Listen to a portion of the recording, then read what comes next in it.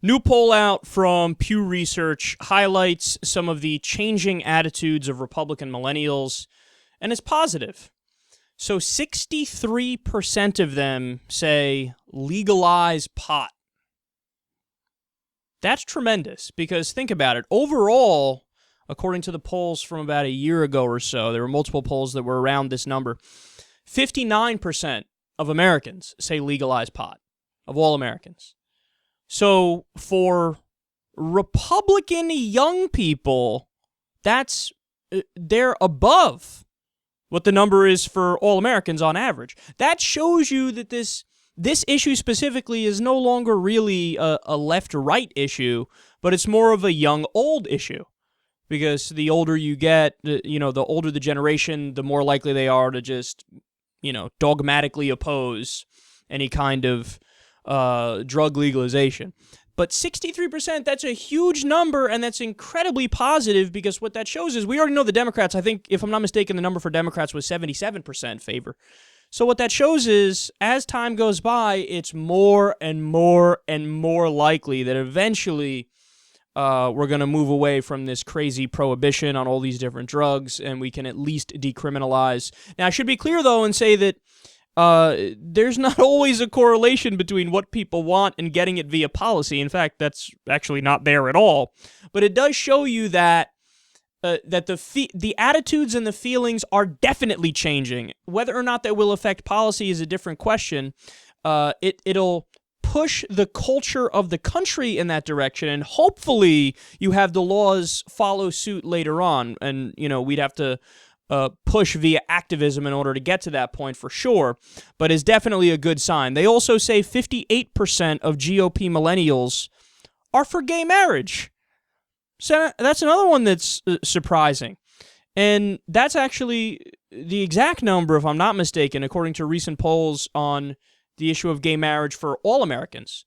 So GOP millennials are right in line with the number for all Americans. So again, tremendous majority. That's fantastic, and it shows you more liberal attitudes on social issues among younger Republicans. Now, in a different poll, 53% of millennials, Republican millennials, say they would support a candidate who's described him or herself as socially liberal and economically conservative. So what does that mean? It means that there's a move away from traditional conservatism and a move towards libertarianism.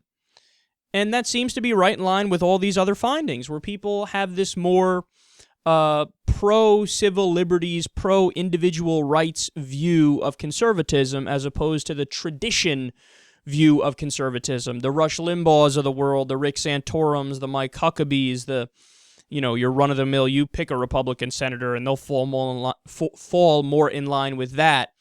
And that's dying, man. It's no surprise, really, because look at the people who are the poster boys for that movement, the traditional conservative movement.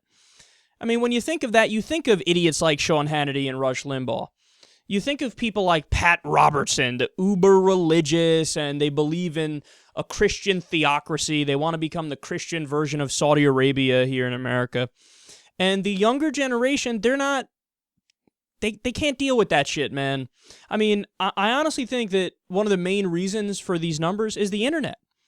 Because the internet is like a giant fucking wrecking ball of truth that slaps you right in the face and makes you realize things through checking on Google what beliefs you have are true or false.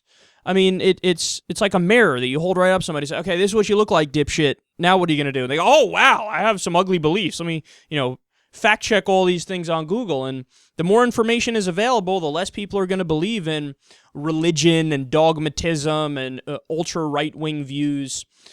So I'm super happy about this, because as I've always said on the show, I think that the current political discussion and debate that we have in America is less that and more like one side is they're absolute lunatics and they're psychopaths, and the other side is making some sense. But if we have a real debate where you have a predominantly libertarian Republican Party versus a progressive Democratic Party, I love those debates. I'm happy to have those debates.